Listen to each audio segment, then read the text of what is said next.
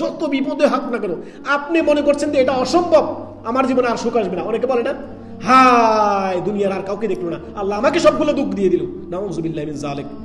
এবং কি আল্লাহর নাফরমান, অথচ সে তার জীবনে দেখুক তাকিয়ে বহু তার জীবনে আল্লাহ তাআলা নিয়ামত দিয়ে রাখছেন, বহু নিয়ামতে সে পরিপূর্ণ। হয়তো একটা দিকে হ্যাঁ, সে হয়তো পরিবারে একটু অসুখী, তার জন্য আল্লাহর কাছে এত নালিশ, তার অভিযোগের শেষ নেই।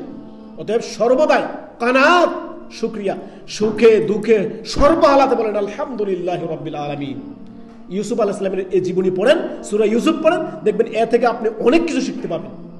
চিন্তা করেন তো, ভাইরা নিয়ে বাবার কাছ থেকে উল্টাপাল্টা কথা বলে নিয়ে কুফের মধ্যে ফেলে দিল, সেখান থেকে মানুষ উঠেই নিয়ে বাজারে বিক্রি করে দিল, সেখান থেকে আবার তিনাকে জেনা ব্যভিচারের অপবাদে আবার জেলে ঢুকিয়ে দিল, জেল থেকে বের হয়ে মিশরের বাদশা আল্লাহ তাআলা বানিয়ে দিলেন। সুবহানাল্লাহ।